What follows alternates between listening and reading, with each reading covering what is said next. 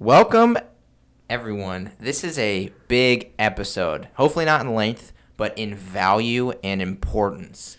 This is the Red Dragon episode.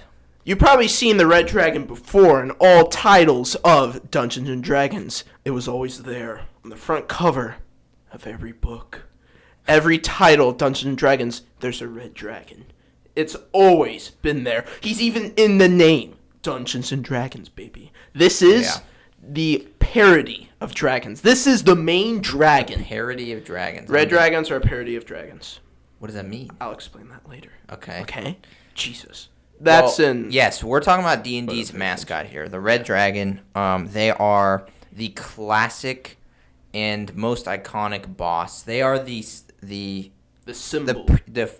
What do I say? How do I say this? The test of whether you have mastered the game Dungeons & Dragons. Indeed. If your party can defeat a red dragon, you've done it. Yes, truly. A very hard battle, which we will get into. But if you do slay a red dragon, people across the world will sing in your name in the taverns and inns. You will be legendary because these guys are... they're crazy. We'll get into it. So how about we start with some basics? I agree. All right, do you want to say what they look like? So, when you do delve into the cave of the lair of the red dragon, it probably will be dark, as caves are dark, so you won't be able to see firsthand what this creature is. But a red dragon is the largest and most powerful of the chromatic dragon tree, rivaling golds in power. So basically, they are humongous compared to other dragons. So we'll be talking about the base adult size in this entire episode. But just for all red dragons, when you walk into the dragon's lair, first things first, you will smell sulfur and pumice. That's kind of like the odor that they give off, so you'll get a heavy whiff of that. And pumice, because I don't know why anyone would know this, it's a very volcanic a very volcanic rock. Yeah, it's like it's a rock. So it smells like a volcano. Also, they probably smell really bad too of dead people, but we'll just get past that. But basically, when you look at the head of this creature, you see it's very, of course, the most classical draconic looking. It has a narrowish snout with a hooked mouth at the end, sort of like a beak, but doesn't have a beak. But its mouth is hooked. Sharp. Lips. Yeah, very sharp lips, kind of like looking like a beak, basically. It's hooked. And when you go up, you'll see horns and spikes covering the head. Not fully covering, but it's like lines of spikes and horns. As you go past its eyes, their eyes at a younger stage are red or yellow pupils with but over time when they grow older, their eyes become like a molten lava look. So they actually lose their pupil, and it becomes like if someone just took a thing of lava and just stuffed it in the eyes. That's what their eyes would look like when they grow older. Going up from the eyes, you'll see two giant horns that are twisted and very majestic. So they go backwards behind them, kind of like a typical dragon horn, but they can be twisted. They could have an arch. Very unique of dragons. On the top of their head, they do have another line of smaller spikes or horns.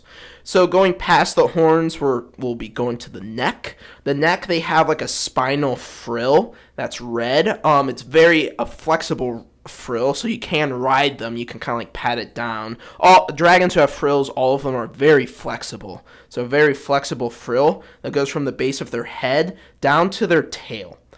As we go down from the back, you will notice that the scales are larger in the back and smaller on the chest. But don't mistake that. Well, the chest, are giant scales, but it gets really big on the back, smaller, then super big as they have chest scales, which is normally a tannish color. But those are the largest scales and the toughest, which is really interesting. We'll say that in fun. They don't have a weak spot on their dragons. People really misinterpret their stomach is actually the strongest part of the dragon. In actual myth. Which makes sense, I guess, because all their organs would be right there. Yeah, exactly. So it's protection.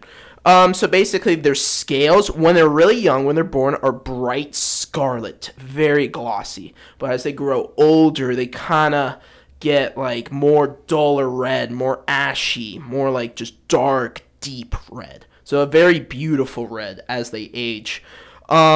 Continuing down, we'll get into the wings. Their wings are the largest of any dragon, and they also, on the tips, are kind of like a bluish, ashen fade. Kind of like fade. It's like all red for the wings, and then at the very tips, you'll see like a little bluish, grayish tint of color. So that kind of symbolizes its ash, fire and stuff like that.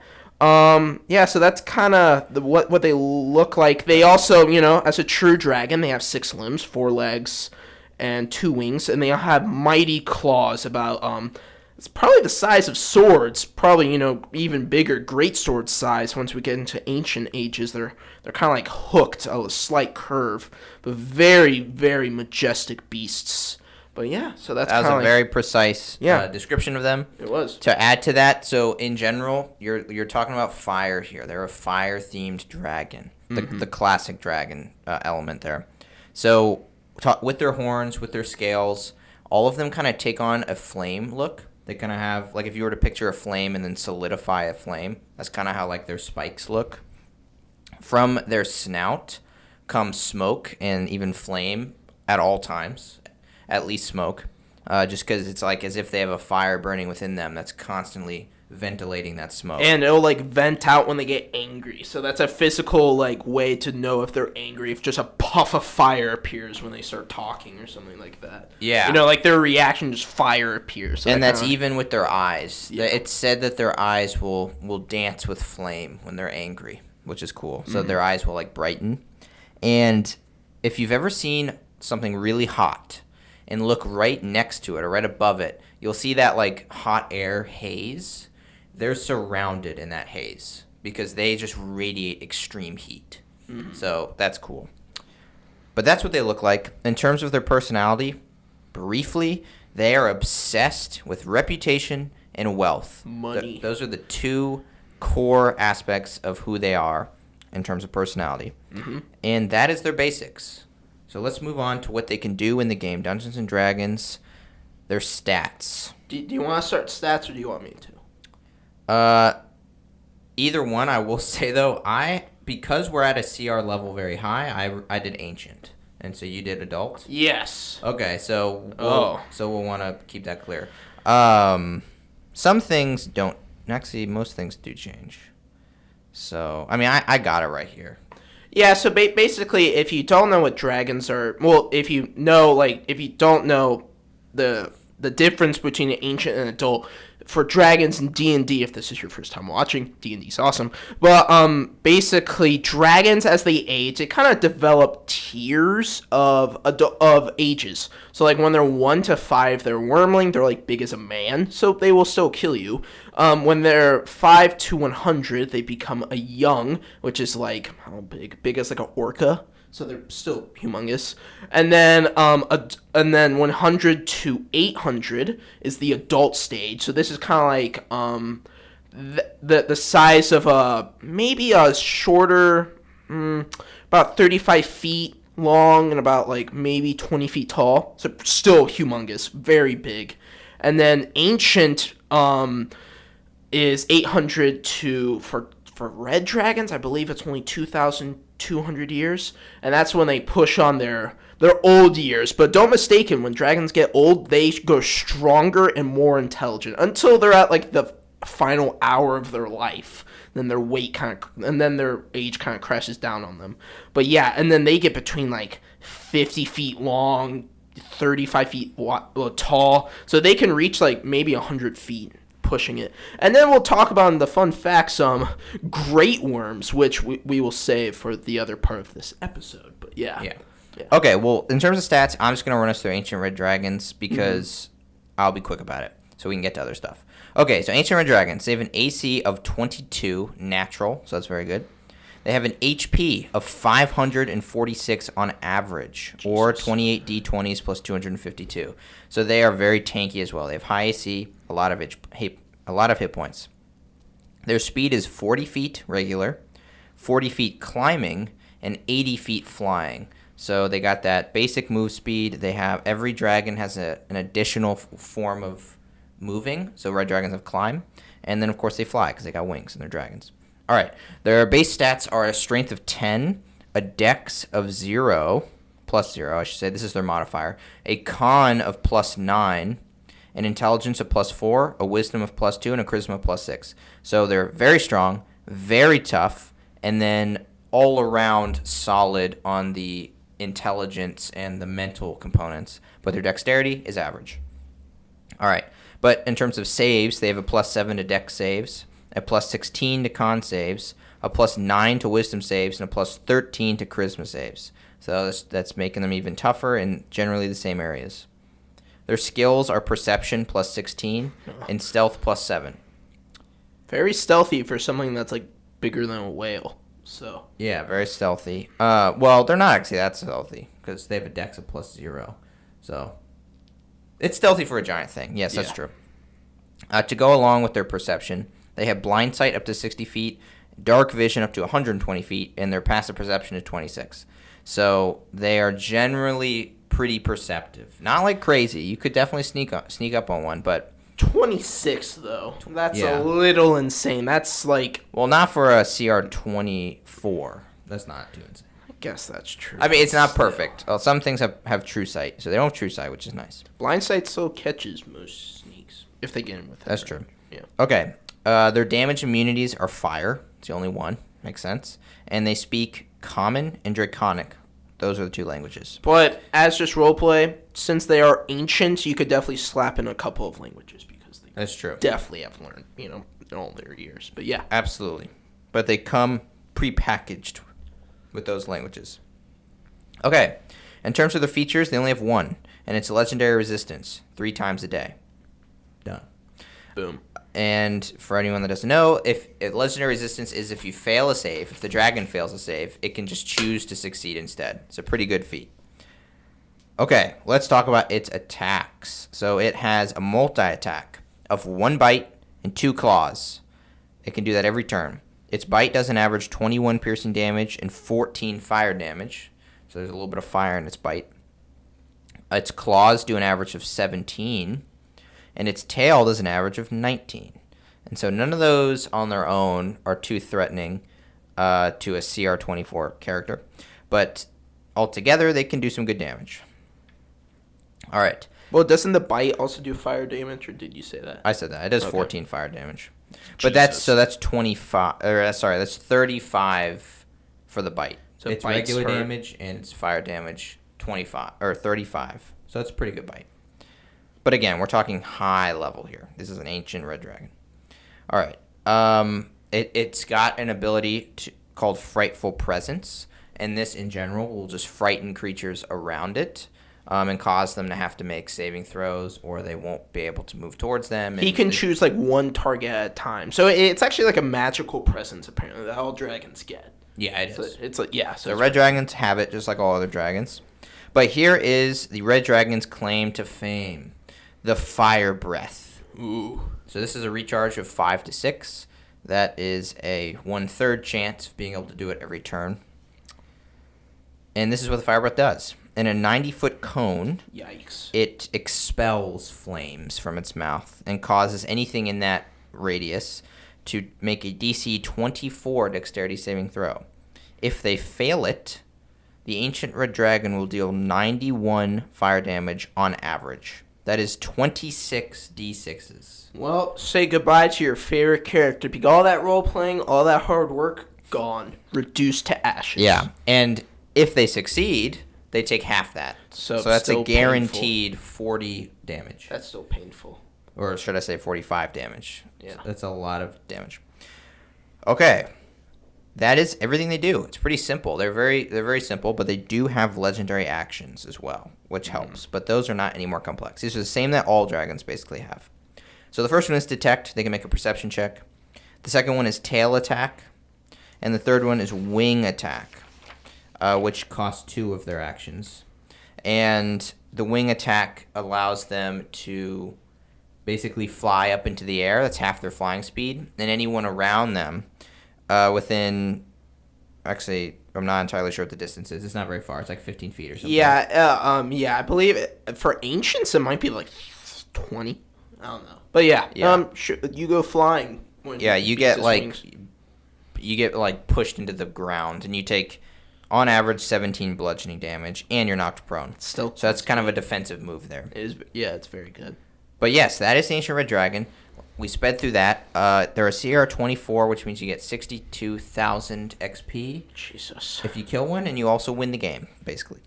Until the Terras comes. Right. Yes. Okay, let's get into personality.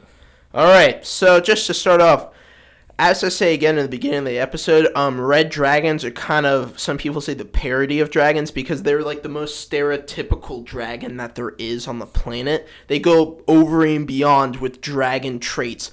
Their greed goes through the roof. They are greedy, super greedy. So greedy, in fact, that they will hold their dragon, their breath attack when adventurers come because they don't want to burn all the treasure off of your body. Yeah, that's sometimes. Sometimes. That's how greedy they are, though. But, so they house the best of stuff. So their greed through the roof.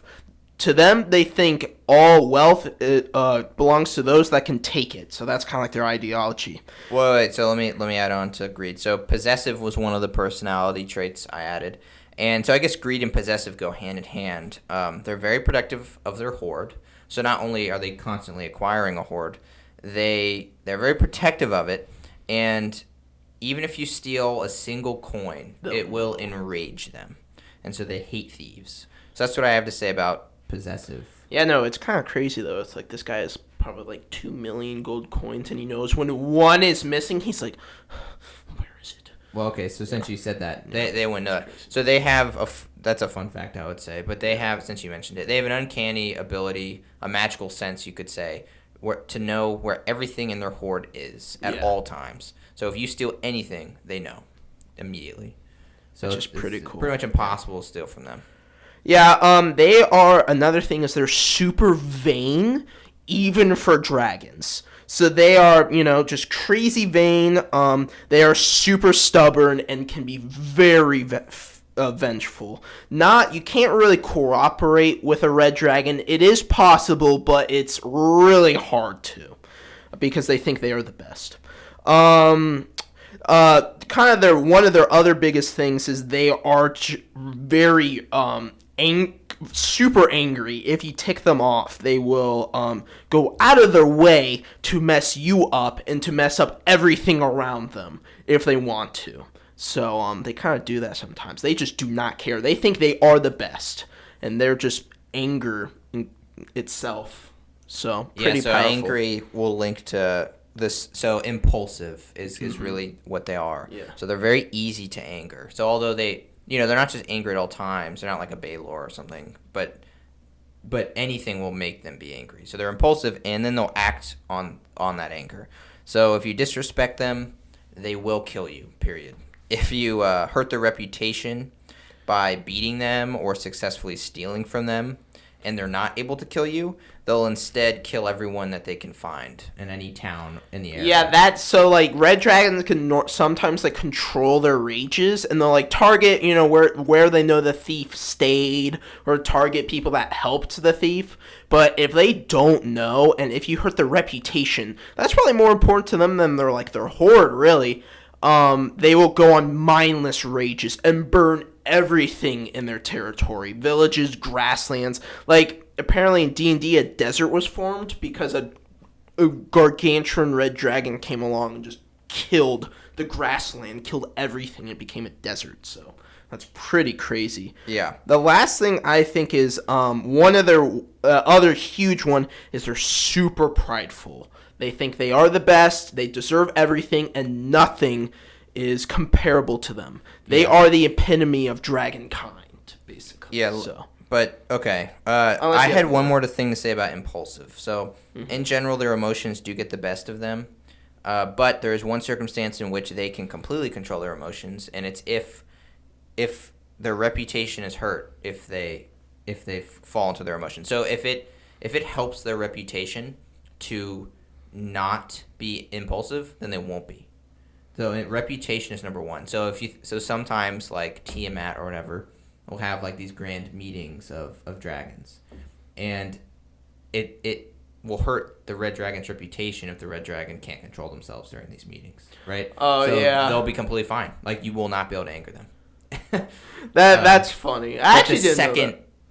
That's not the case anymore, then they're hands off. Like they won't do anything. That's actually really funny. It's like you fought this red dragon, you're super angry all the time, but then you pull up to like his meeting and you're like, so remember that goblet I stole from you, and you never saw that again, didn't you? And he looks at you, it's like, won't work on me this time, buddy-o.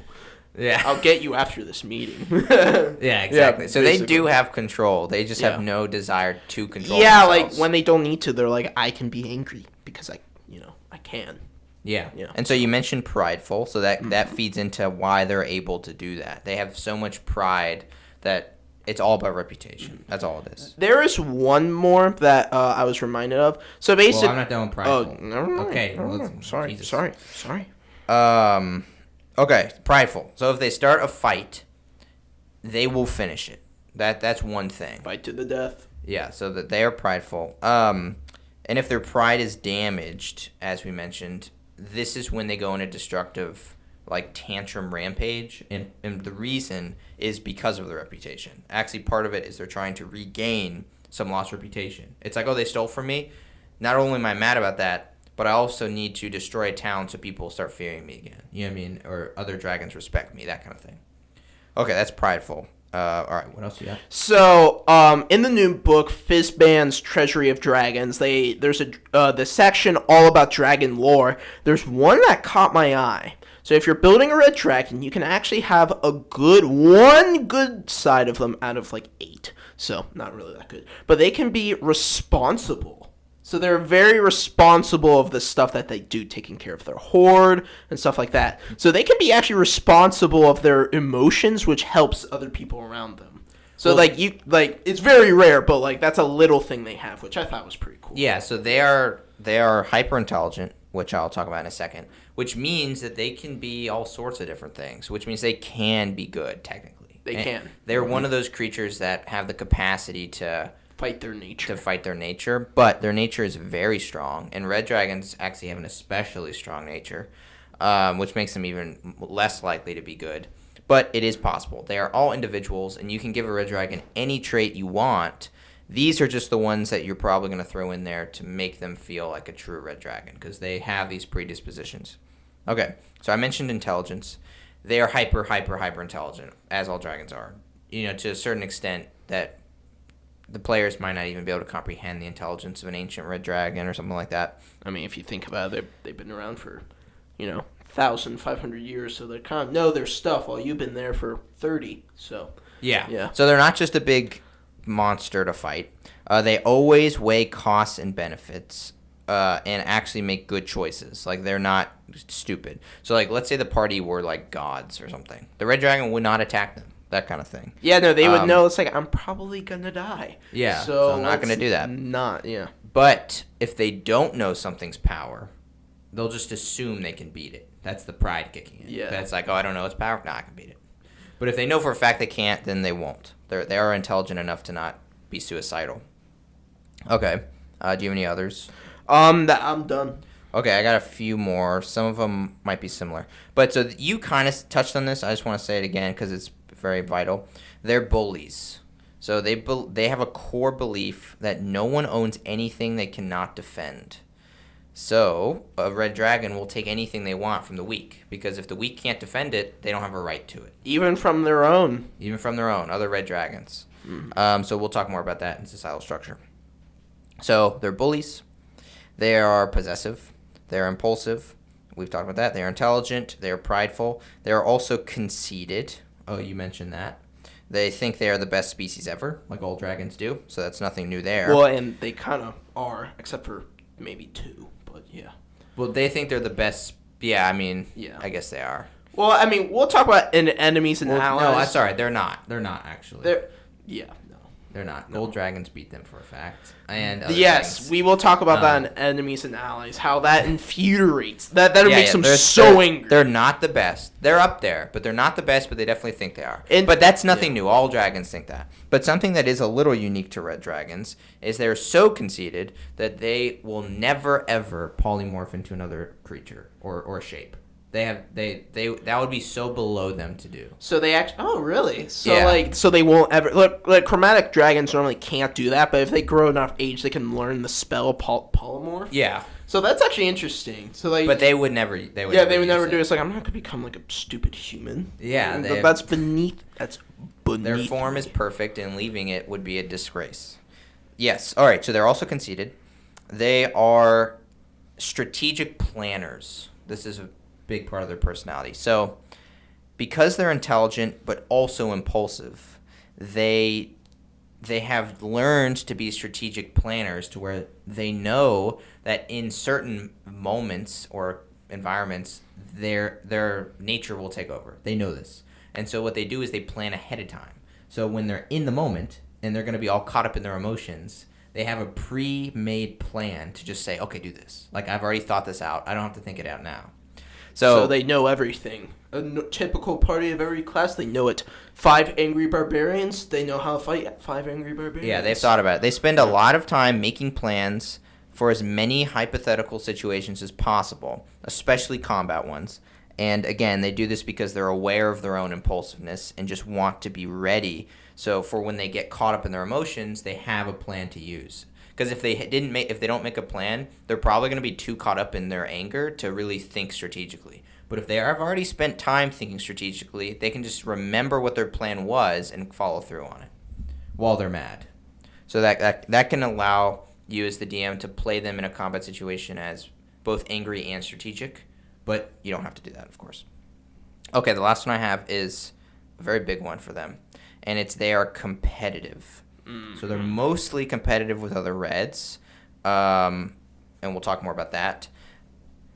And then they honestly, that's about it, actually. They're not really competitive with what they would call lesser creatures because there's just no reason to be. They're better, period. They don't need to be competitive. So this is really a thing about their society, but it's very core to their personality. Everything they do will be in the frame of, like, how do they get ahead. So that's part of their personality. And that's it. And again, all these traits they don't have to have. You can pick and choose. But yeah, that's their personality. So how does this personality affect their motivations? That's what we're on. Motivations. Yeah, so, number uno, their reputation is super important. They want to be, told in the stories that scare children. They want to be the ones that people say when they see, like, a fire. They're like, oh, God. But they actually don't care about... They do want to, but not because people will fear them. Because it's all about the other Reds. Yeah, because they want to be to the other Reds. It's like, look at those villagers. They're talking about me, not you. Because they have that conceitfulness, if that's a word, and pridefulness that because they think that they're the best, they want the others of their kind to also value them. Because, there is respect there. But it's like I want to be seen as the best among the best. You know what I mean? So yes, reputation is at the core. Mm-hmm. They want to have a good, but especially a better, there's the competition, reputation among other Reds. But that is based on wealth and accomplishments. So their core motivation is reputation. But then branching from that is wealth and to do epic stuff. Mm-hmm. That's kind of their two big things. Do you want to talk about wealth or what epic stuff that they normally do? So their Horde is how they measure their wealth. So, right, the bigger the Horde, the better the reputation of the dragon. But what they've accomplished can also influence reputation. So if you have if you have a red dragon that has, like, a slightly smaller Horde, but they, like, wiped out a whole nation, they might have done enough to push them ahead. You know what I mean? They probably would have with that kind of... They probably would have gotten a lot more loot for the lair, too. Yeah. Yeah. So this is what drives dragons to not only steal and hoard, but also to just be destructive. Because being destructive makes them seem powerful and fearful, or to be feared. and that gives them a high reputation among other red dragons. And this is kind of a really bad dragon person. Oh, a very bad personality for dragons, because when one does something great like kill a nation, wipe out a nation, all the other reds are like, well, I can do something better. So they all do their own crazy stuff. So like in the lore, people said, oh, we're having red dragon problems. They're teaming up and they're attacking like strategically. Yeah. That's not actually what's happening. Is one red did something and all the other ones heard about it and they're like, I'm going to do something better. So they attack different places, so it's like a domino effect. Yeah, you don't want to get that cycle going. Yeah, you don't want to. If you let one red dragon do something epic, then the red dragon over across the mountain peaks is going to want to do something epic to beat out that one. And something epic to a red dragon means something destructive to you. So it's an arms race between red dragons. Who can do the most harm to you, basically? Yeah. So you don't want to get them started on that. Yeah, it's very not fun. And people, like you said, will think they're working together, but red dragons do not work together. But we are getting into societal structure big time, so let's move on. But societal structure is the next thing, so that works out. Okay. Well, we can talk about that then. Yeah. So they never work together. They are mistaken for working together, but they're too competitive for that. That's how it goes. So when we're talking about their societal structure, although it may seem to the outside like they might be working together, what they really are solitary and very territorial.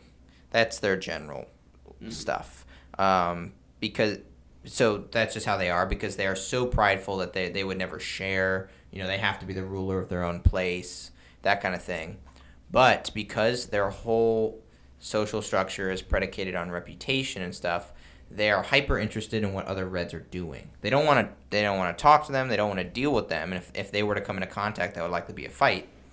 But they do want to know what each other are doing, just so they know where they sit on the reputation scale. Mm-hmm. So that's how it starts. I got more to say, but do you have anything to say about that?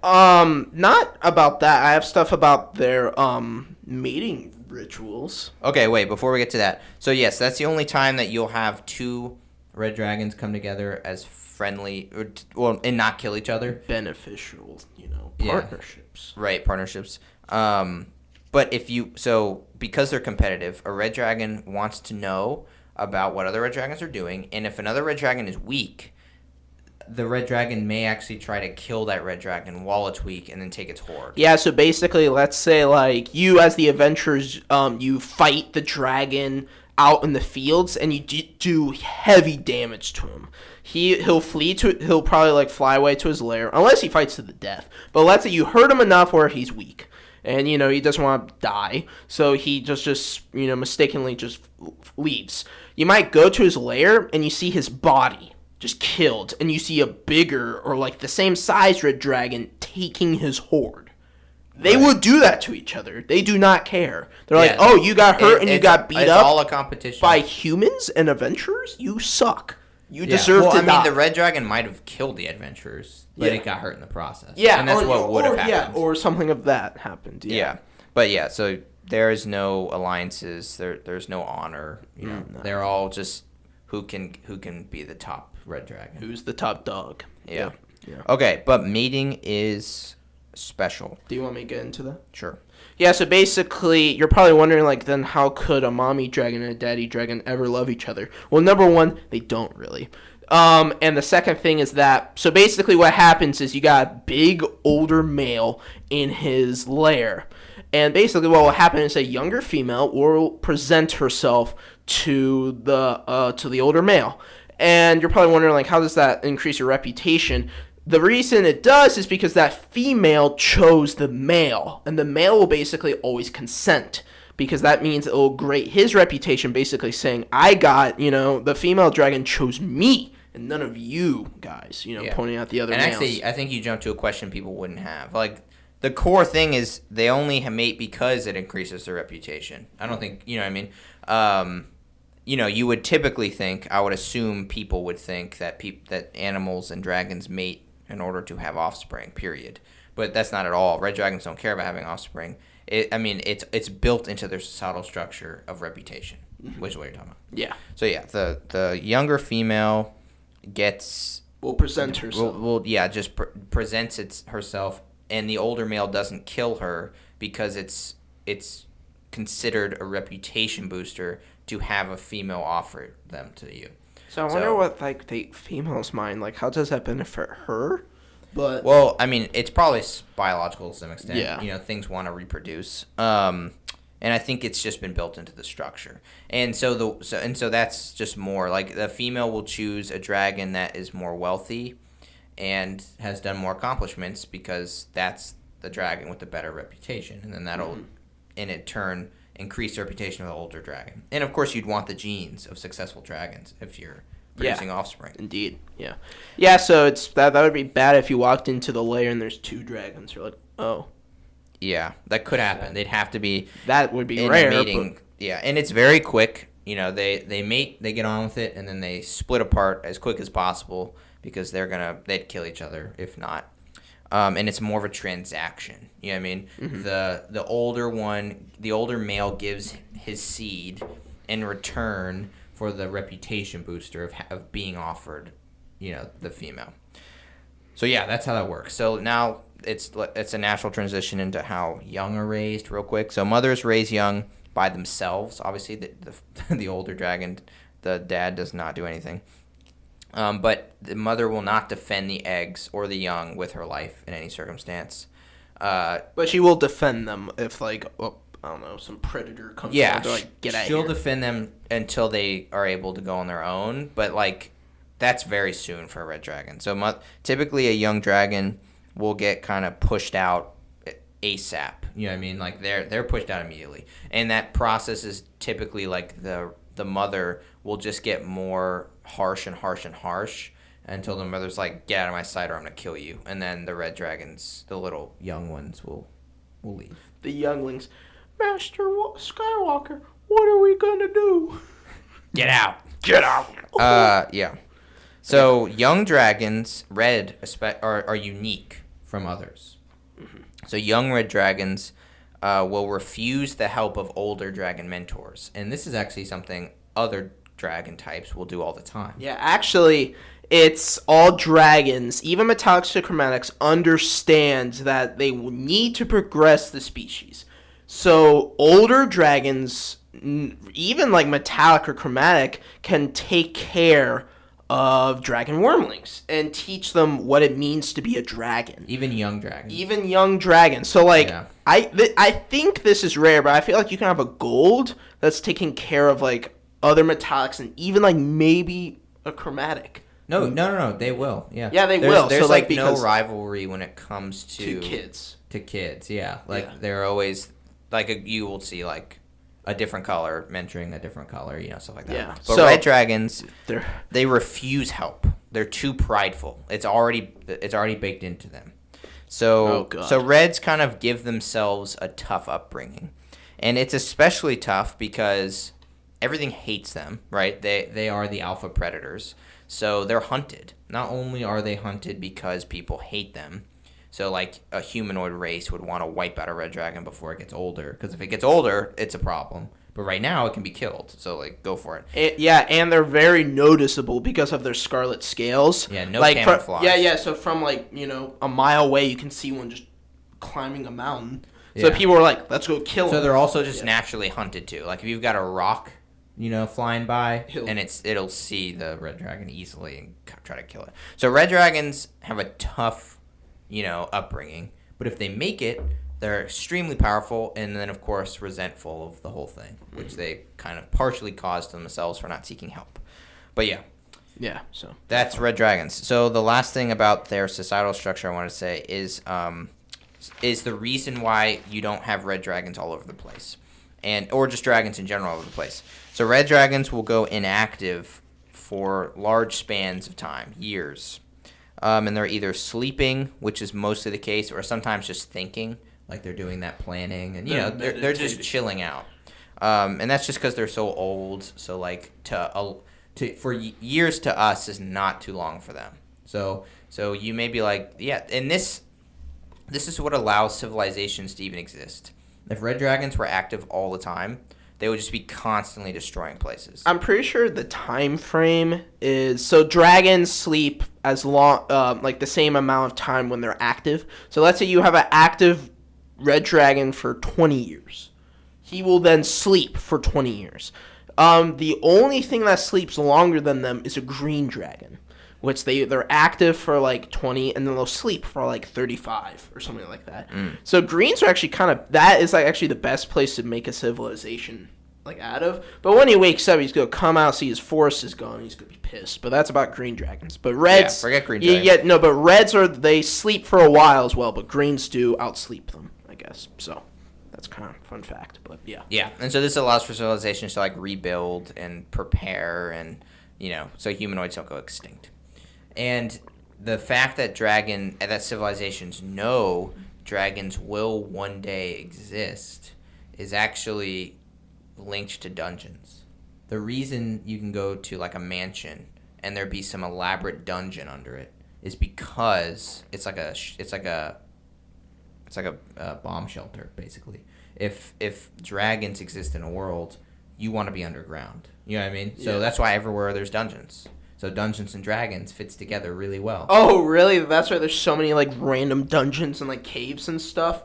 It's because people built them. They're like, we're not dying from dragons today. Pretty much, it's a link there. Yeah, I mean, I don't know if that's official, but it's that's a cool world building concept. It's like if you want to explain all these dungeons, just say like ancient people lived and then dragons appeared and they had a war, so they made well, you don't even need a history. It's just dragons exist now. What should we do? We should definitely build underground things. You know what I mean? It's built into the world. Mm-hmm. But that's their societal structure. So they're very competitive, and that causes them to be territorial, solitary, and just willing to kill anything and everyone to get ahead in their little social structure.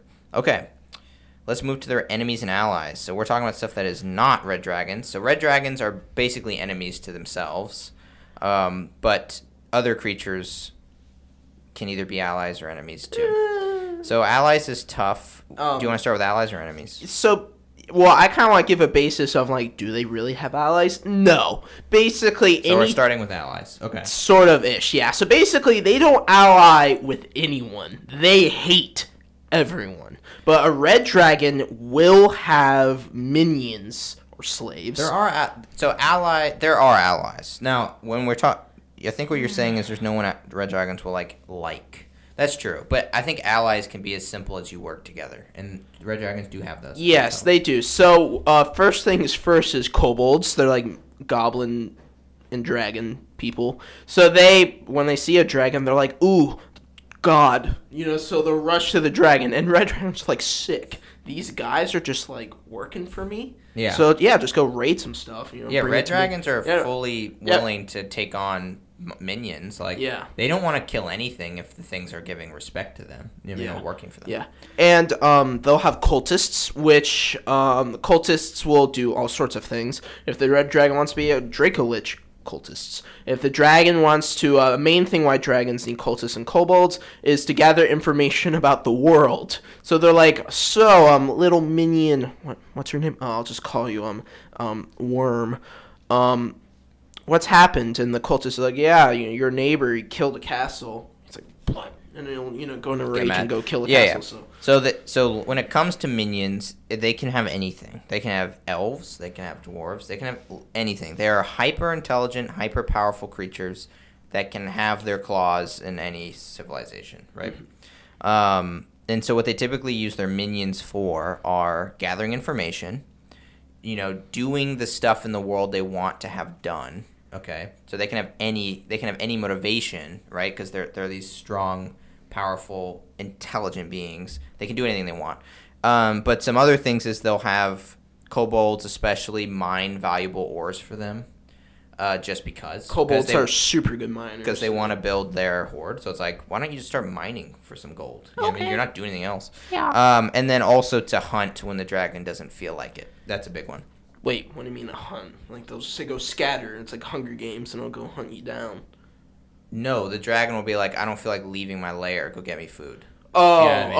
Okay, yeah. Yeah. Oh, okay. I was like, you know what? I'm bored. You guys go just scatter in the field and we'll play tag. And then they're like, when he's going to come, just fire engulfs the grass field. They're like, oh.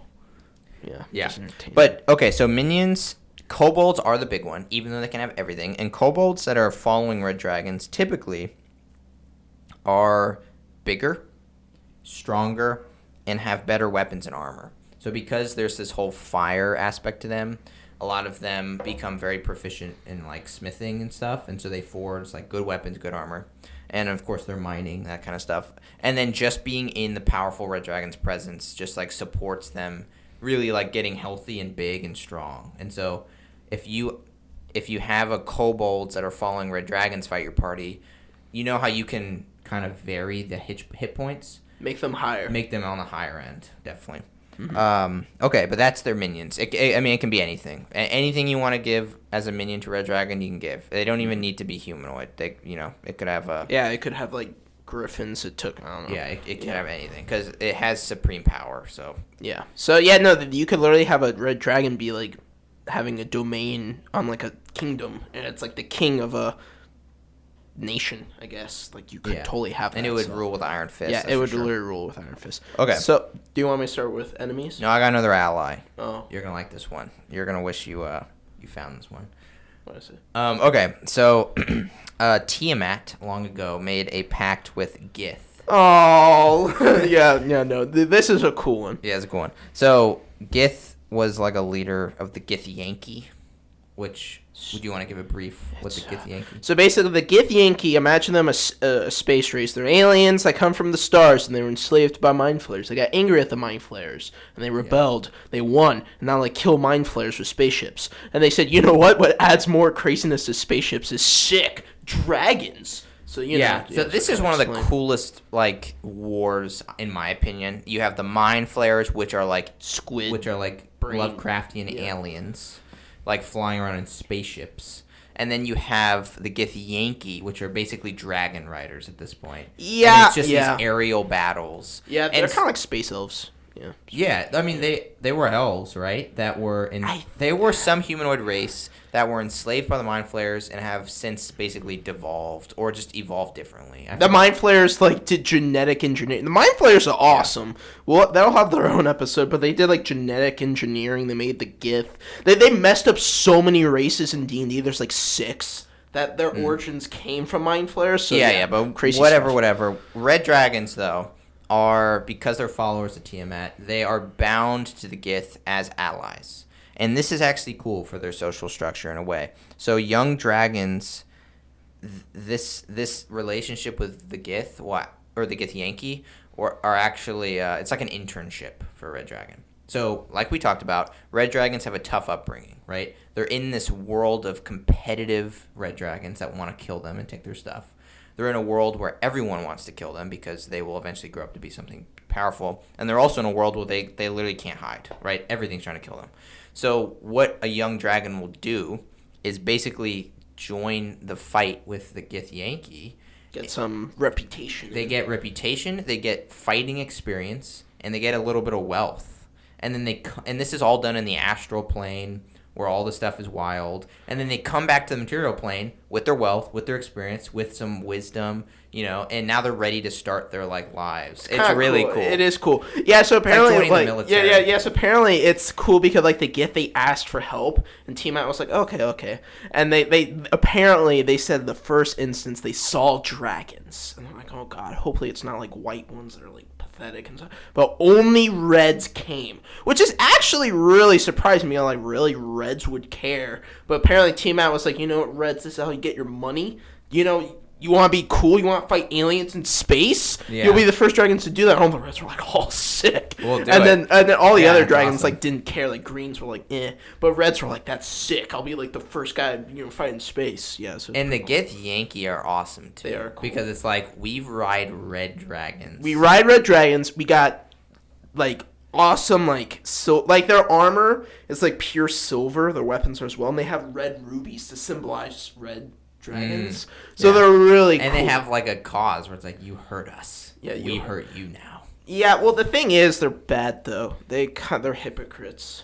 Oh, are They're they? mega hypocrites. They'll storm down on like a kingdom, and they'll have their airships, and they have like cannons, and they'll just blow up settlements, take slaves, and they have dragons. So Rip. So rip. All right, well, we'll get into them a different time. But that's their allies. So they have minions, and then occasionally, and typically when they're younger, they will go and fight in the war between the Mind Flayers and the Githyanki on the Githyanki side. Want me to do it? So yeah, enemies. So I got 2 big enemies. So I take it. Is it the 2 big boys? Yeah. Well, I'll say one of them. My favorite dragon. Red dragons they're tied with this one. My favorite metallics are silvers. Okay. And nice. The thing is that when you have a red dragon and a silver dragon fight, if they're the same age, silvers always win. And you're probably like, why? Silvers aren't as strong, even though they're basically almost same strength. Silvers kind of use their big brain and not their pride. Their emotions, like we love friends. They're all about friends. So they pull out the typical, beat the enemy with the power of friendship move. They call upon adventurers. What's gonna work? Yeah, let's go. The power of friendship defeats all evil. Yep. Yeah. Basically, so they'll call on adventurers to be like, hey, look, I can't beat this guy by myself, but us together, we can beat him with the power of friendship. And this ticks off the red dragon so much because he knows he can beat the silver dragon 1v1, but not silver dragon with adventurers. So I just imagine they're both like playing like a video game, and the red dragon's like, ha, I'm winning. And then the silver dragon's like, all right. And then he pulls like his friends in Halo. And they all play the friendship card. Yeah, the friendship card. Yeah. So this is your classic like heroic story where it's like the big bad, but banding together to defeat them. Silver dragons know this and always do it. And always win. Yeah, I'm literally doing this in a campaign right now. Yeah, it's a classic story. Yeah, so also a little fun fact, silver dragon's breath is cold. Which is the opposite of fire. Which is cold, so when they breathe on a red dragon, it kind of slows them down. And it kind of makes them sluggish, and that makes them even more mad because it makes them seem weak in battle. It makes them seem like sluggish. So silver dragons are kind of like the most toxic. Yeah, so silvers infuriate them because they're not willing to fight one-on-one, which is smart.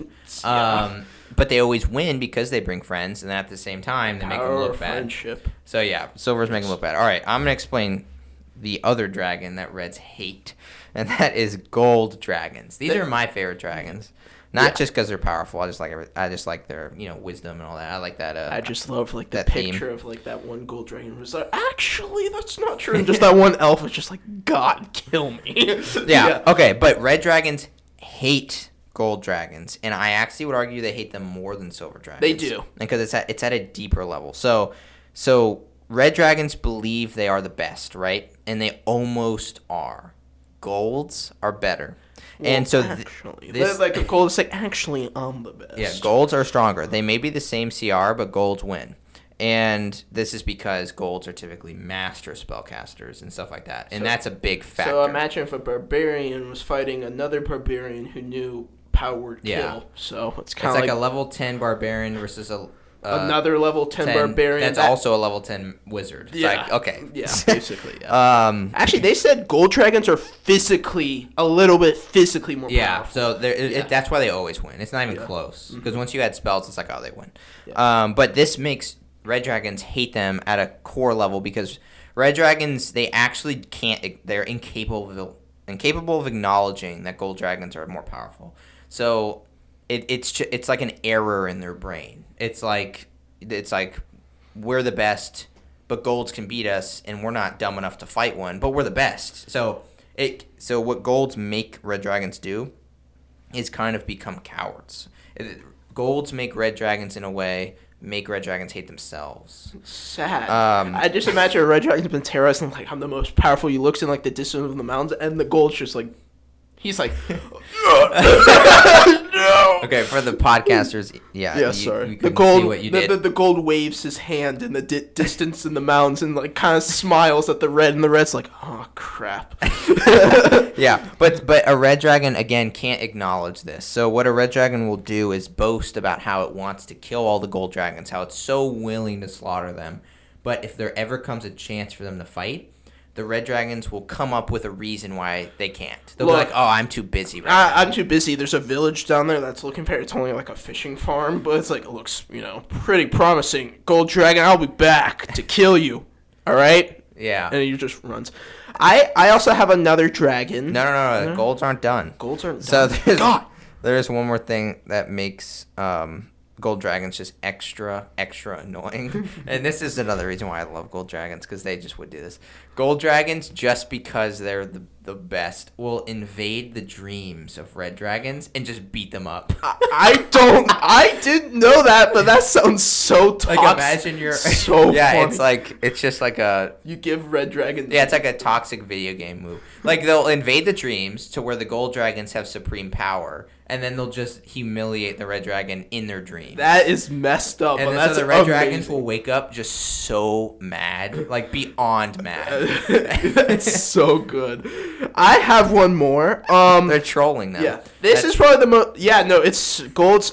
It's actually so. This is kind of like a tier list to see what will reds fight. So this is one that you will see reds combating all the time. Okay. Copper dragons. Okay. They share the same habitats. Right. So basically, we'll kind of get this into combat strategies, but coppers and reds actually really like fighting on the ground. They have a climbing speed.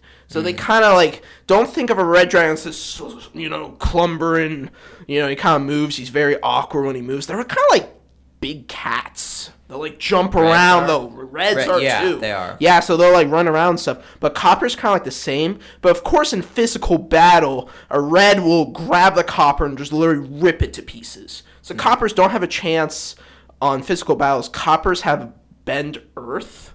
So, like, he'll just go in the red's lair and just mess around with his lair. he'll just go and make, like, walls. Like, he'll take his horde, just put, like, a dome of rock and just send it to, like, the abyss.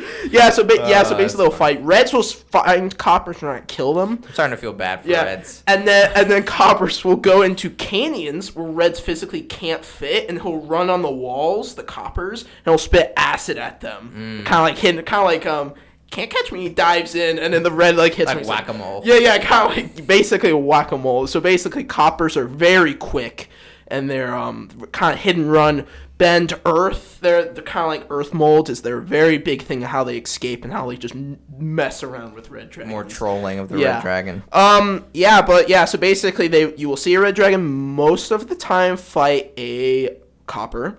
Then you will see silvers and reds If a red were to come upon a silver without a silver being ready, the red is gonna be so ready to kill this silver. Oh yeah, it's gonna be like, you're dead. A silver will definitely put up a very strong fight though. Yeah. Silvers are tough. They're the second highest in the rank of metallics. And metallics, remember, are physically stronger than chromatics generally, but chromatics outnumber them. Right. 10 to 1. So, but the problem is, when it comes to red dragons, they don't work together. Yeah, so it really doesn't make a difference. Yeah, it's really sad. But that's kind of how you case. But you'll never see them fight golds, and if they did, they would get smacked. But I love how I did not know about the dream thing to wake up just so angry. Yeah. And then just it's funny. All right, that's our enemies and allies. Let's move to their lairs. Well, there's one more thing. Okay, going back. Very quickly. Other chromatic dragons, red kill on sight. If a blue shows up, they'll kill him.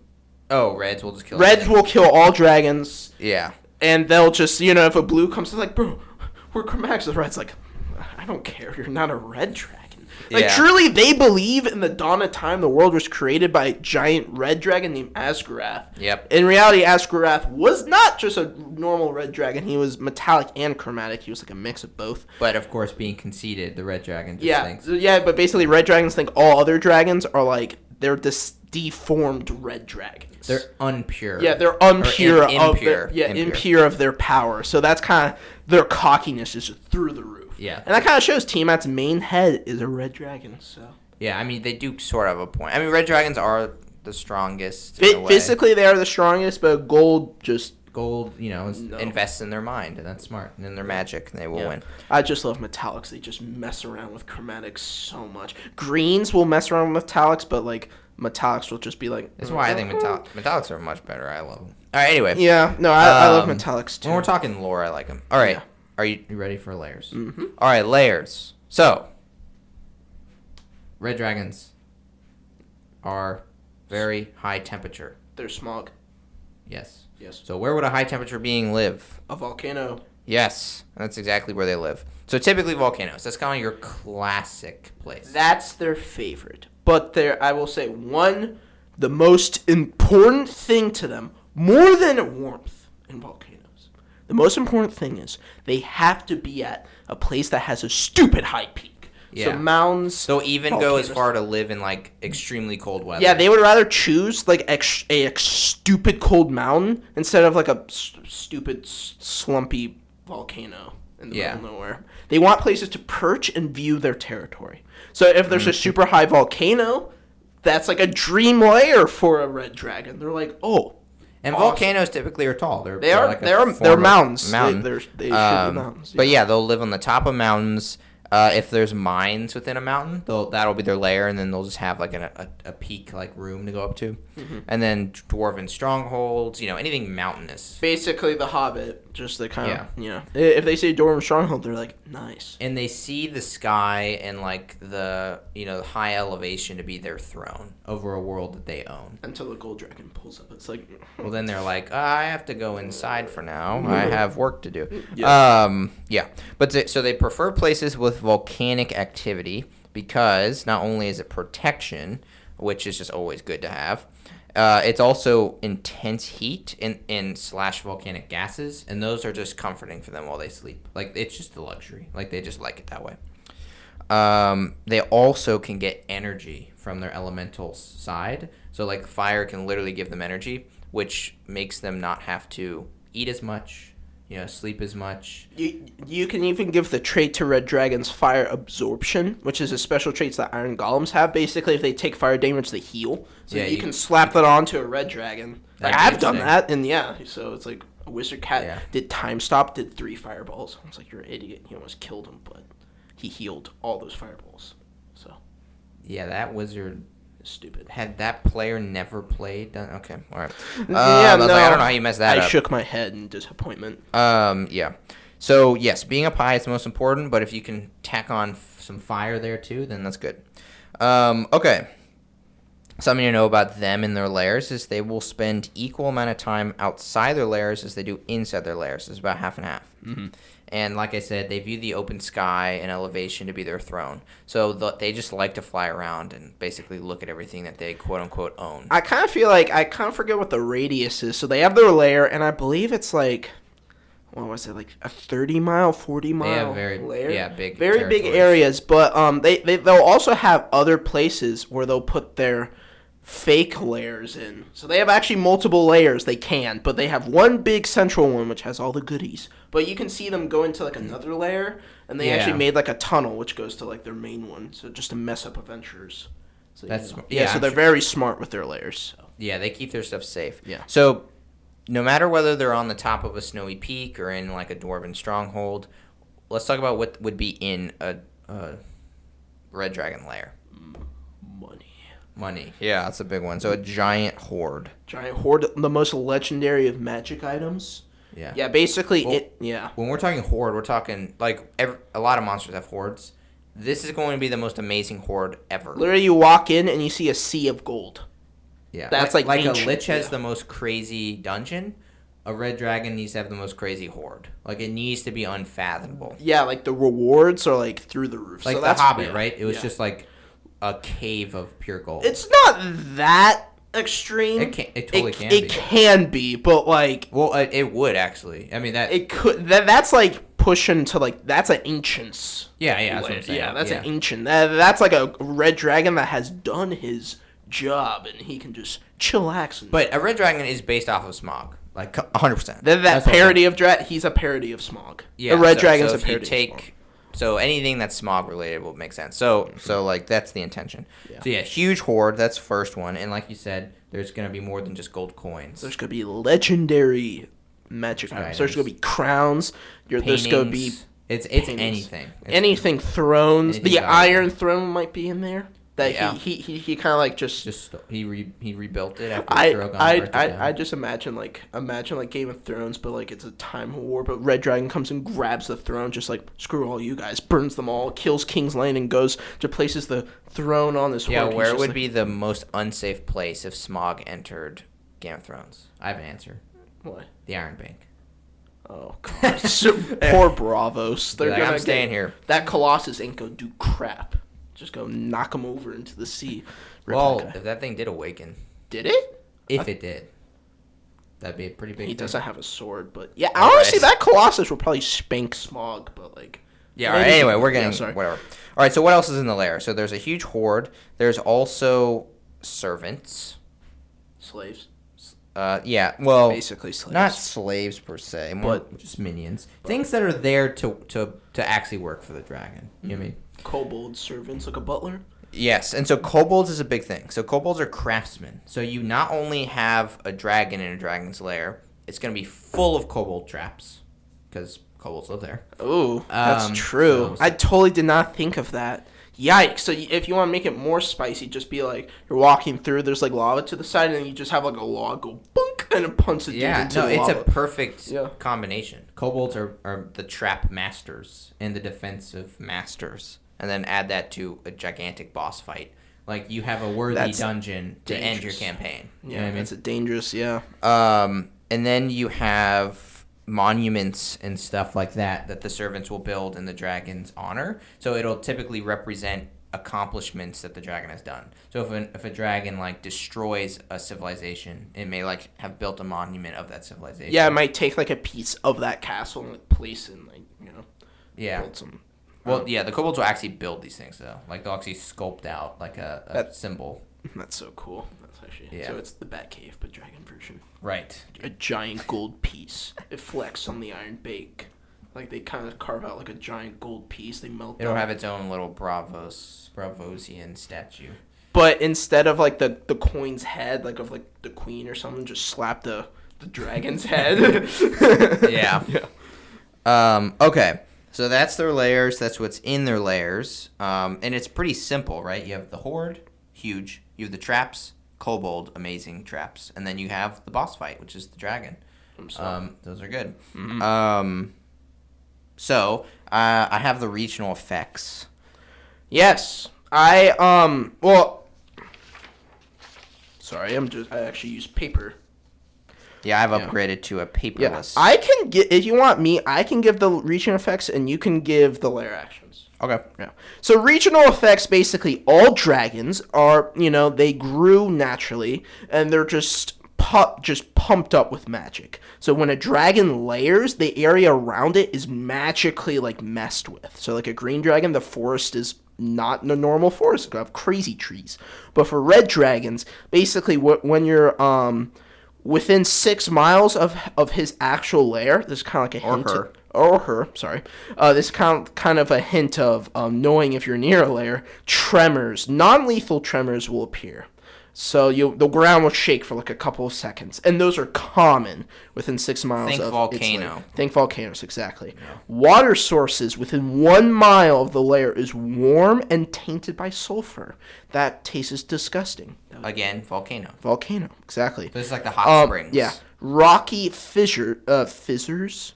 Sorry if I butchered that. Within 1 mile of the dragon's lair, become portals to the elemental plane of fire, which they can lair in, by the way, which will basically have fire elementals, beings from the plane of fire, kind of come out into the material plane. They're like, oh, nice, and they'll throw out their beach towel and just, like, chill in the material plane. Yeah. So you'll see fire elementals and fire genasi and don't accidentally fall in a fissure. And you might, you might be in the elemental plane of fire, which is actually the worst plane to be in because you just die. I don't think there's cities. There is cities, but everything's super hot, but you can live in it. You can, but you need magical items to protect you.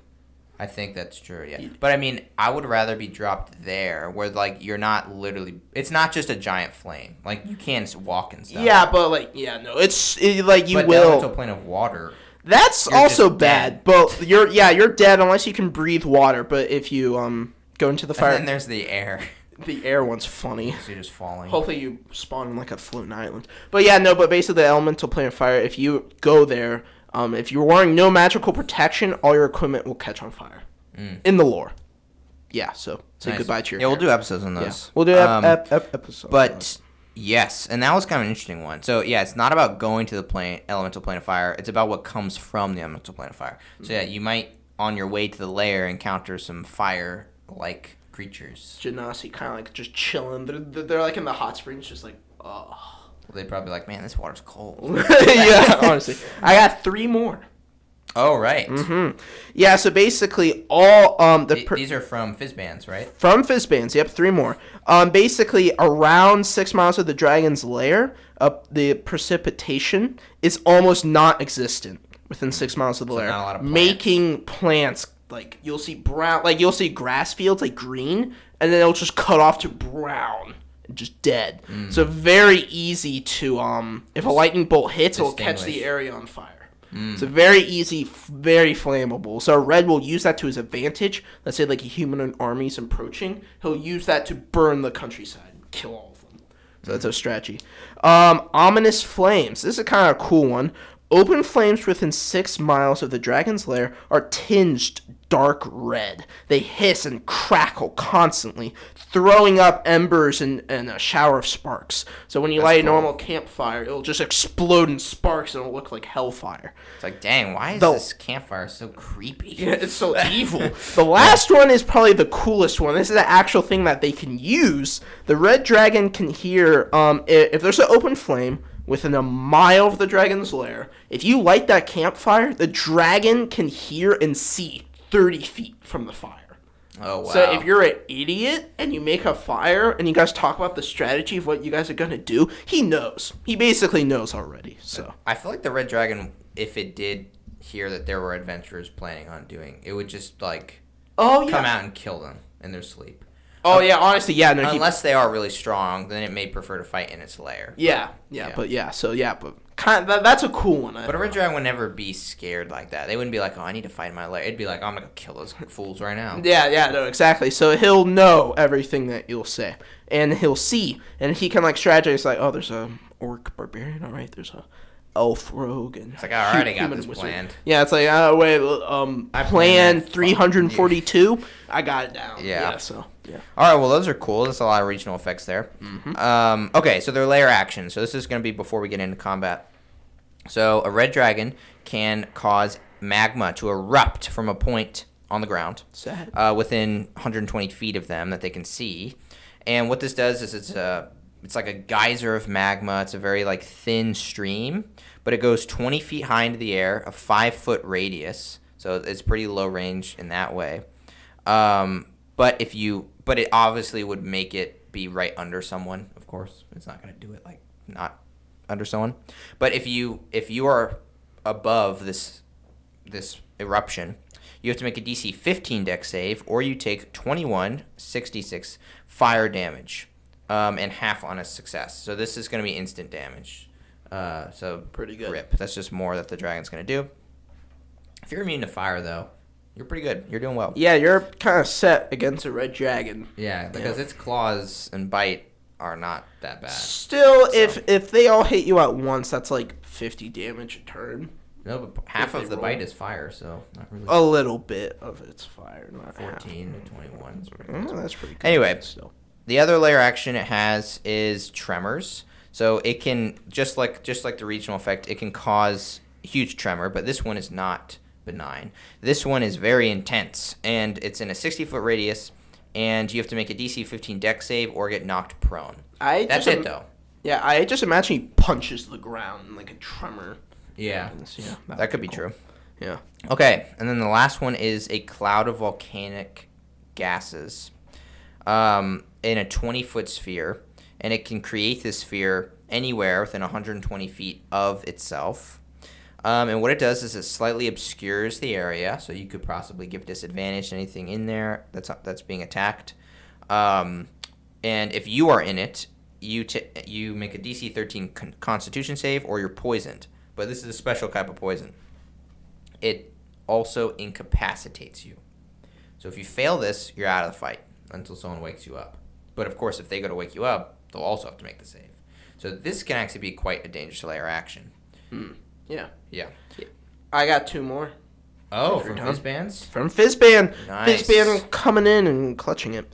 Yeah. One is, the last one you just said is kind of like the same thing of this one. Noxious Smoke. A cloud of thick, dark smoke fills a 20-foot radius centered on a point that the dragon can see 120 feet from it. A sphere spreads around corners. So I guess this one can like creep. No, that's the same for this one. Same one for that one? That's always how the area is heavily obscured. A creature other than the dragon that starts its turn inside the cloud must make a DC con save or be poisoned until the end of its next turn. It lasts a round.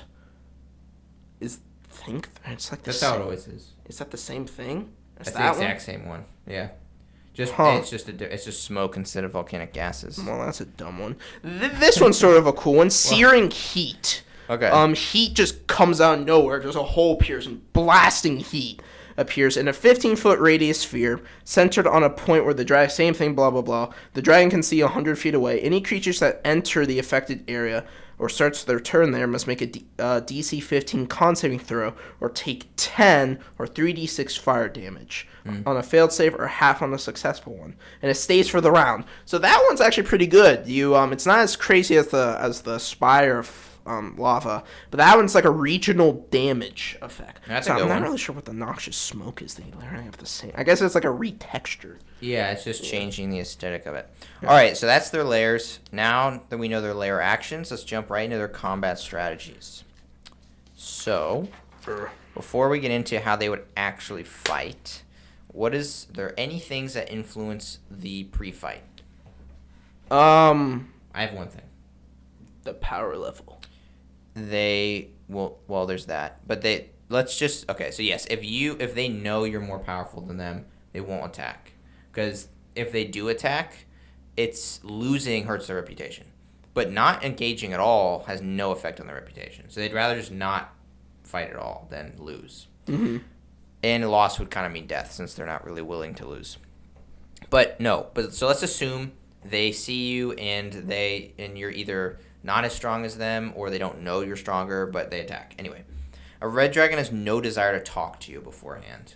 It other than to gloat while fighting, it doesn't care about you.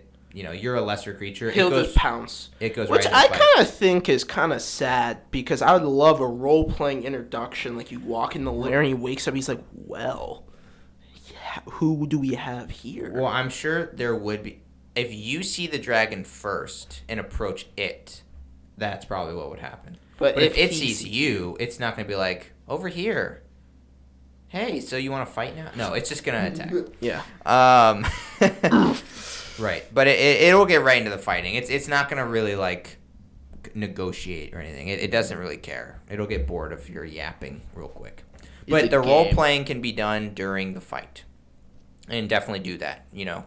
Have it just take one of its turns to just gloat and just be like, you guys are the weakest. He would pull a Shao Kahn move, like while you're fighting Mortal Kombat, and he just sits there like, "Is that your best?" And he just starts laughing. It's the funniest thing, because that gives you opportunity to uppercut him. Funny, sorry, Mortal Kombat. But yeah, but Red Dragon would be Is that one of his moves? Literally, you can just do a move, and then he just talks. He either gloats. It's the funniest thing. That's great. That's really good. Yeah. Mortal Kombat's a great game. Yeah, no, but think of Shao Kahn as a Red Dragon. That's what they kind of are. I feel like people don't really know about it, but Mortal Kombat. But basically, Red Dragon will definitely take his turn. If he's winning, spanking the party, he will definitely take a turn to be like, "You guys suck." That could be good if they are really if your players are getting literally roasted, literally roasted. That could be a good thing to do, because it totally fits how they would talk. But anyway, all right, so let's talk about their actual strategy. So you mentioned this already, so I'll just repeat it since it is relevant for combat strategies. So they will avoid using their fire breath under 2 circumstances, or if 2 variables are met. These 2 have to be met. If either one is not met, they will use their fire breath. So the first variable is if it thinks it can beat you without fire breath.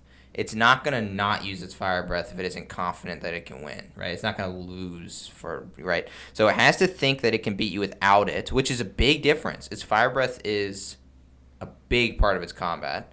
It does basically all its damage, in my opinion.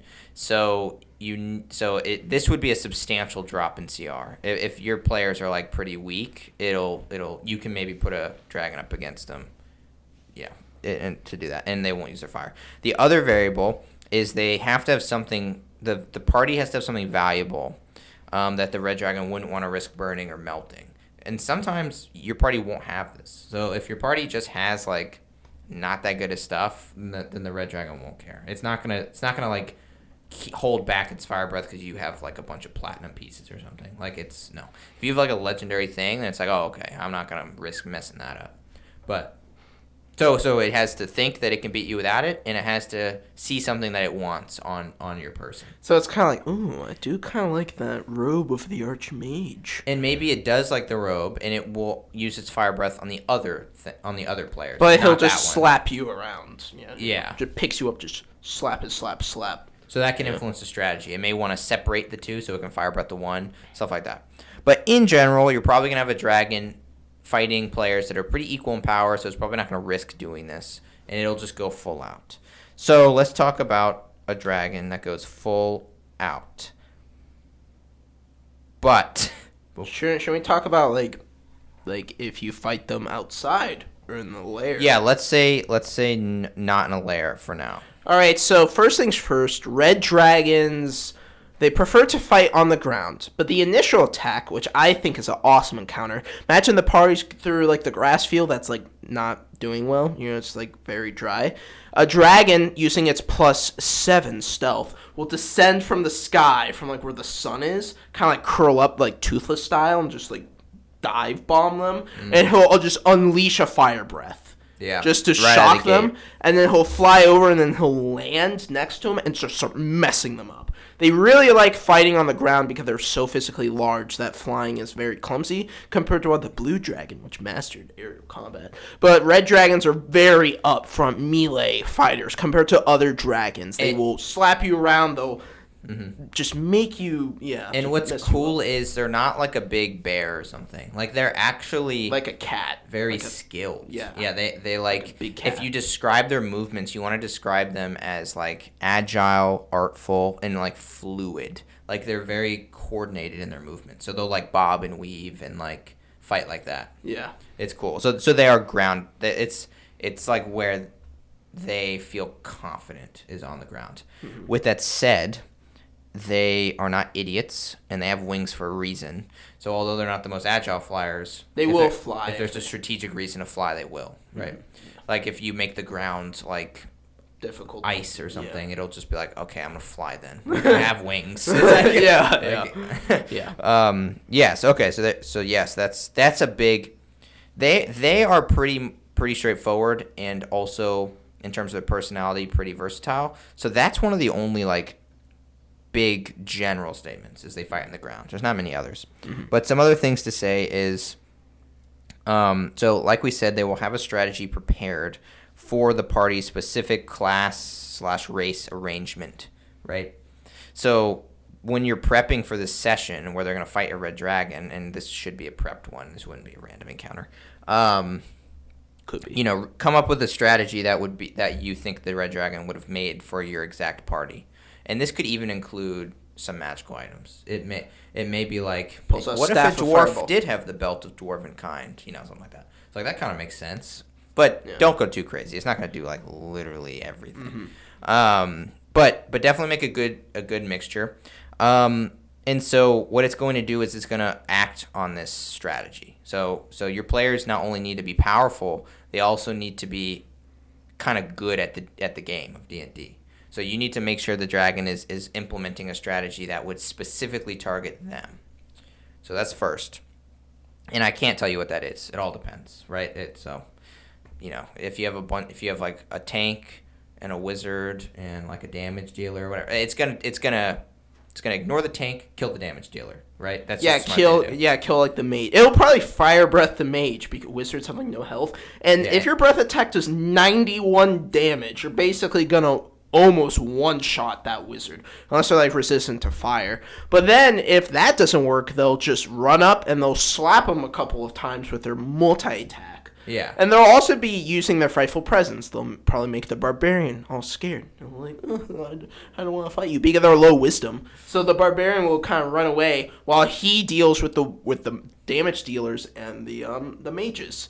So that age does technically apply to the dragon. Ancients, adults fight the same way.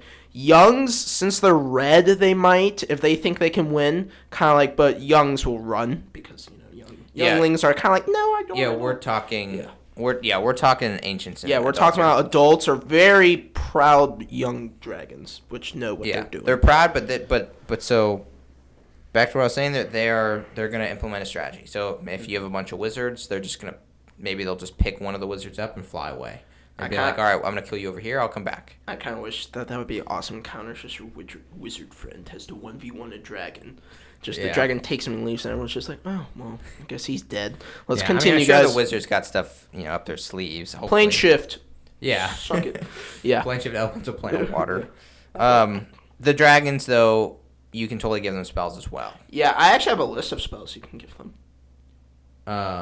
Okay. Well, let's get to that in a second. Okay. But so let's just talk about strategy for now. So yeah, their strategy is going to be dependent on your players. So make it specific. Mm-hmm. Furthermore, if your players switch up their strategy mid-fight, the dragon will also do that. So maybe for whatever reason you're doing one strategy and then you decide, all right, you tank while I do this, or like I really need to heal, so I'm gonna go over here. The dragon's gonna be like, oh, you're not healing, and go over there and kill you. You know what I mean? Or it can adapt to the situation. So don't be scared to adapt. So then the question just comes down to how does it use its abilities. So it doesn't have that many. It's got Fire Breath, and it's got its legendary actions, which are mostly melee, and then if it's in its lair, that's when things get a little more interesting. Lair actions, yeah. Yeah, but in general, everything a red dragon is going to be doing is trying to maximize everything it does. So it's going to use whatever hits the most people and does the most damage at the time. It's going to be very straightforward. Like, deal damage to as many people as you can, period, right? So if it's got its Fire Breath, it's going to target wherever it can hit the most people. If it's going to put down its cloud of volcanic gases as a lair action, it's going to put it wherever it hits the most people. That's generally what it's going to do. But it can, maybe if it wants to do something different because your players are playing a specific type of strategy, then sure, do that. But that's really all I can say. I don't really think they would use like the geyser one that much, unless someone went around a corner and was like healing, and the dragon punches the ground and the geyser blows up. The geyser is good because it does deal some good damage. But it's one target. Unless the two targets are directly on top of each other, yeah. I think the one they will do is Fizzband's one is the Searing Heat one. That does damage in an area, so you can just grab in a 15-foot area. Yeah, either Searing Heat or the gases, because it makes them unconscious. So imagine you have a big like melee fighter that has like an extra attack times 3 or 4. It'll put that thing unconscious. Go bed. It'll be like, that is kind of a threat. And so now we're talking layers. So if we're in the layers, the fight will be a little differently. Melee people will be a higher target because this is close quarters now. The dragon may not have the room to really fly around. It might, because layers can be huge, but it'll want those melee fighters to be incapacitated as quick as possible so it can go kill the spellcasters, right? Mm-hmm. So that's just another strategy right there. But it still applies that it's going to do anything it can to hit as many targets as possible, deal as much damage as possible. Okay. Got a few other things to say, but do you have anything else to say about like mid-fighting, like what its strategy is going to be? I mean, mid-fighting, this is kind of a cool one. If they down someone, they're going to target on that person and just kill them off. Yeah. Would definitely. So like, let's say that you down a wizard with Fire Breath, they'll move forward, doesn't care with opportunity attacks. They'll move forward, do their 3 combo, and kill them. Literally, it's... And the reason is because that's the smart thing to do. That's the smart thing to do. And as the DM, you know that's the smart thing to do, and so that's what they would do. Yeah, so, like, literally they would do that. And, like, also as a role-playing standpoint, you should, like, if they kill someone, you should just do it as gruesome as possible. Like, it picks up, puts them in the mouth, shakes them around, and just burns the person. I wouldn't say should, but make it epic. Yeah, make it epic. You can make it... Well, either one, you know what I mean? Like, if... Sometimes you want the character to die in, like, a glorious fashion. So it's like you lift your sword and stab it into the dragon as the fire engulfs you, and you die. And whatever. Or you could have it where, like, the barbarian's just like, "No!" and he jumps into, like, the dragon's mouth but dies. But, just, like, kind of a sick move. Yeah. I guess that would be not nice for the players if you say, the dragon picks you up, slams you on the walls a couple times, rips you in half, and burns your corpse because it can. Just like, ow. Or it just, like, steps on you 3 times. You're dead now. Yeah. Okay, so to continue, so the thing we haven't talked about yet is the dragon's impulsiveness. This is very important. So if this is kind of their weakness. So red dragons are extremely tough, but they do have a weakness, and that weakness is they're easily angered. So taunts and any disrespects, they're highly sensitive to. So they will throw strategy out of the window in order to kind of defend their honor, their reputation. And that's a prime time to go slaying red dragons. When something makes them so angry that strategy's out the window, that's the opportunity to kill a red dragon. Yeah, they may not even use legendary resistance, although they would. But like if you are the tank, let's say your strategy as a team is like, all right, Brett, barbarian, you need to be the tank right now. Keep him busy. Instead of then as a role player, as a player, you would want to start throwing so much at the dragon, like you're a coward. Look at my muscles. You can't handle me. I just imagine that scene from The Hobbit where like when Smaug was gonna kill like Lake Town, he was walking out, and then Thorn was like, "Wait, you witless worm!" And then like Smaug just stops and he turns around. And he's like, "You." He just turns around. He's like, "You." Like the red dragons. Yeah, so like if they may be like that wizard in the back's pretty threatening, but this guy's calling me names, so he's gonna have to wait. I'm going to fight this person. Yeah, it's like, all right, buddy. Yeah, he pulls up his sleeves. He's like, all right, bro. Yeah, so that's their weakness, and so if you're the DM and your players do anything like a taunt, then you can roll a dice if you want, because maybe they're not completely impulsive, but they will probably. That's your chance as a DM to throw your players a bone. You know what I mean? It's like, yeah, all right, that works. This red dragon is coming for you, mister. So you better be ready. No. So anyway, that's cool. All right, so we've come to the end of combat, which is, would it fight to the death? Well, if it's already in combat, it's gonna fight to the death. Mm-hmm. Remember, retreat is not an option for a red dragon. In the beginning of combat, before combat, they're like, this party will kill me. They won't fight. But if they're fighting, battle to the death. Yeah. No retreat. Because everything's about reputation. Everything's about reputation. So when they fight, they're fighting for real. Yep. Yeah. So it's actually, if you want to, kind of make a red dragon fight you, go to its lair. It's not going to leave. It's stuff. Yeah. He's not going to, it's like you're stealing his gold. He has to fight. And the reason that this is, this is okay is because red dragons are extremely strong. So, like, yes, you will force them into a fight, but you better be ready to actually fight. Because not only have they prepared for this fight, whether they knew you were coming or not, they are strong in their stats. So as the DM, if your players fight a red dragon, make sure you make them, give every drop of sweat and blood to defeat it, or maybe not even defeat it and learn a lesson. So. Yeah, no, you could definitely, like, red dragons, it's actually, the chance of beating them is like 20% chance if the DM is lore, like, unless you guys are just really smart and you got a wizard that's like, polymorph, you're a rabbit now, and then the barbarian curb stomps it. No, but he does have legendary resistances. Yeah, the key to beating a dragon is you have to spend its legendary. You have to spend your kind of middle spells to get him to expend them. But the problem is you don't know if they're expending. As a DM, you don't have to tell them. All you have to say is that it succeeded. Sorry. You don't know if they rolled. Also, their stats, their saving throws are stupid high, too, in all of them. So it's tough. Dragons are tough, and red dragons are the toughest of them all. Unless you fight a gold, then you're just I don't know why you're fighting a gold, but if you were... A gold would... The two metallic dragons that you would probably fight the most is a gold and a bronze.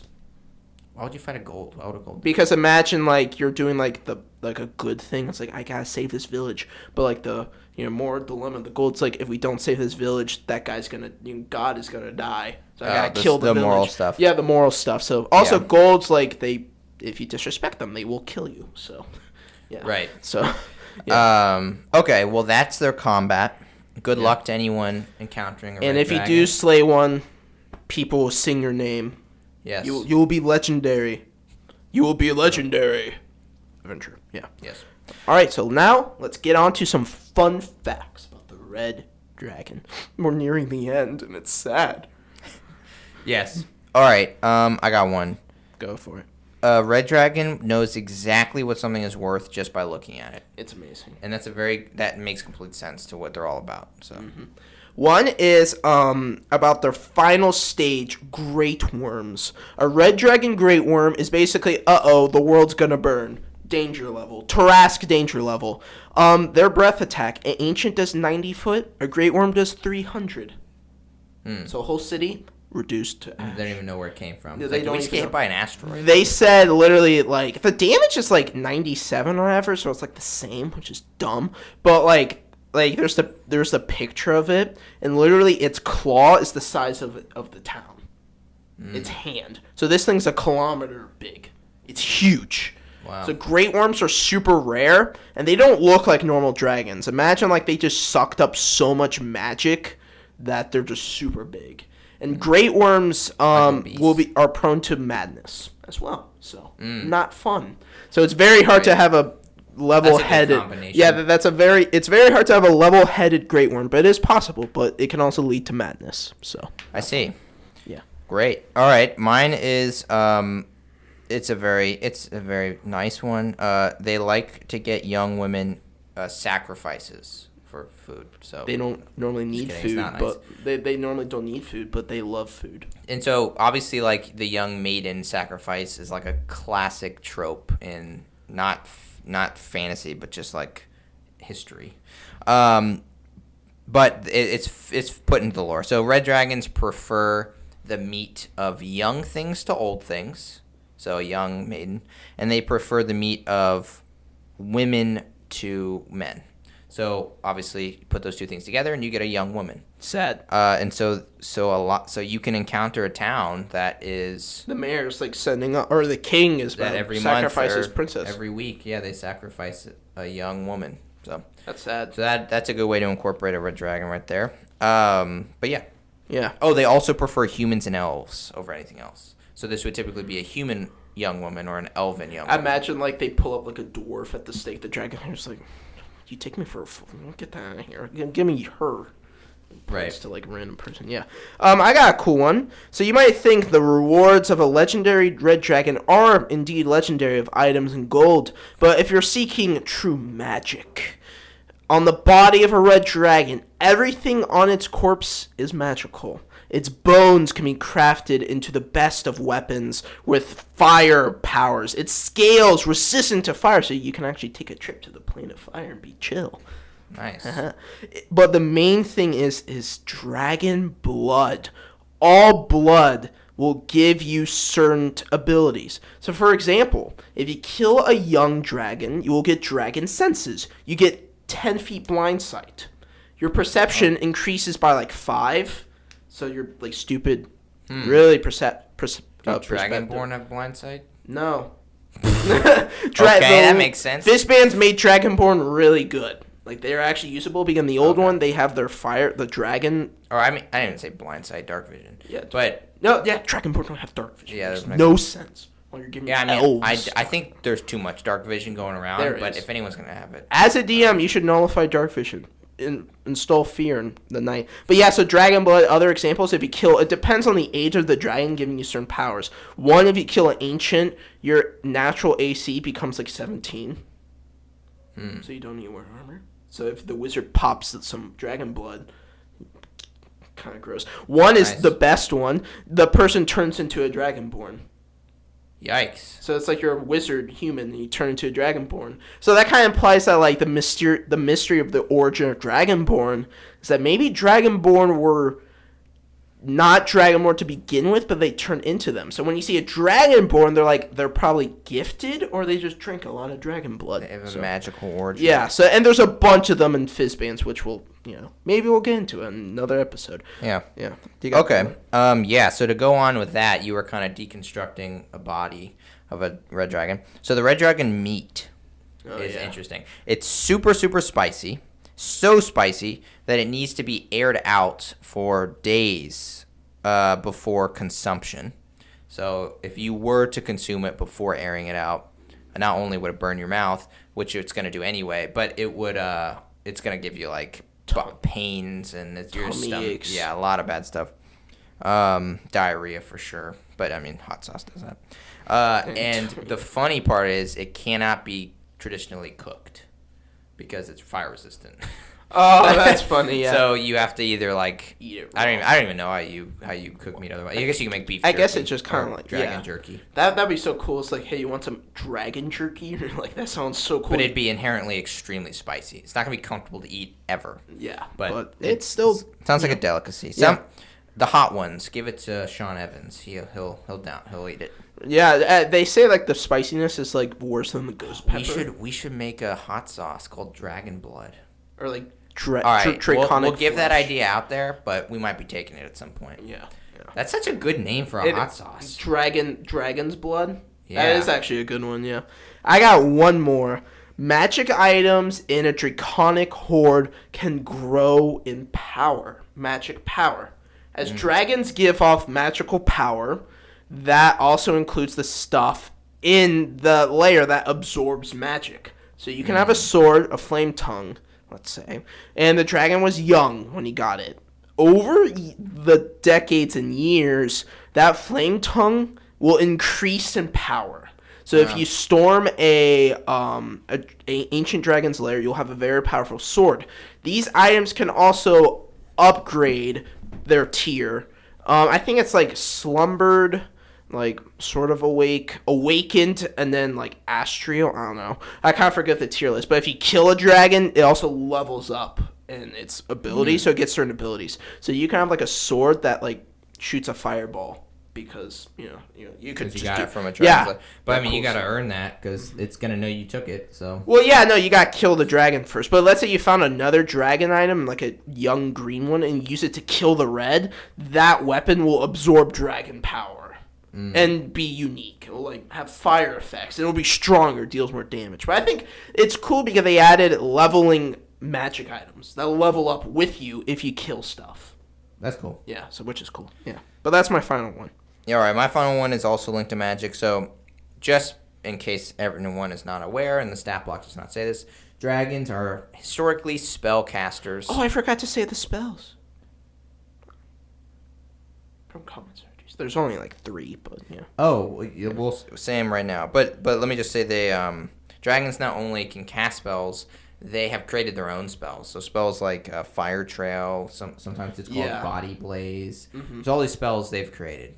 Because they're like dragon magic. Yeah, that's actually one of them. Like one of the magic is like Fire Walk, which is basically like the dragon increases his speed by like 10, and he leaves a trail of fire. And if anybody gets close to that trail by 10 feet, they take damage, and it lasts for like a minute.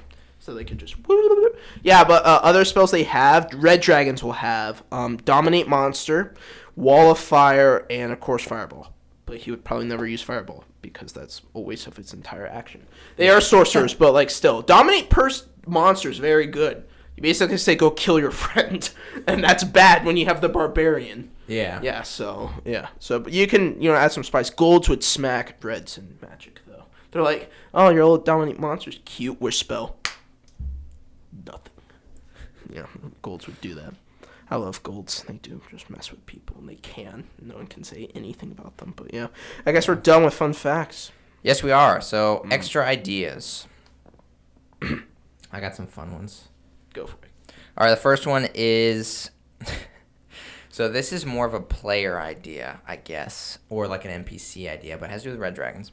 And so we talked about how red dragons are all about reputation and all about doing things to get ahead of other red dragons' reputation, to be the most respected red dragon out there. So the idea is you could be like a bard or have a bard that uses false stories to manipulate red dragons. So like that's an awful villain. He's like, yeah, man, like there was like this one blue dragon that like. Well, there's that, or you could be like, yeah, so this one red dragon, man, he's been doing crazy stuff. Like he's been like really doing cool things, and then this real red dragon's like, oh my god, and then he's like, and then the bard's like, yeah, I think Big Asgarath the second red dragon is gonna go target this land and get a lot of reputation. And then that red dragon's like, oh, no, he ain't. I'm going to get to it first. That's an awesome extra idea. They would fall for that so easily. They would fall for it, and that's a way you could get a red dragon and just rain terror on your enemies. And that's also, like, actually, that's sort of true. It's like you're in, like, total... That could be a plot point. It's like you got to get help. So the bard's like, guys, let's just go to the red dragon, say the enemy is just, like, just, like... that would be awesome. Honestly, if I was a bard, I would just go just, like, yeah, so basically that town over there, yeah, some other red dragons go, like, just there's so much money. I feel like it would be safer to just spread the stories. Just start singing the stories. Get them spreading. The red dragon, through its minions, will eventually hear the story, right? Mm-hmm. And then... The red dragon will be like, thanks, buddy. But I'm going to kill you. Oh. Yeah. But okay, that's my first one. My other one, this inspired was from Skyrim. Have a humbled red dragon who kind of like fights his internal nature and who's actually like a chill guy.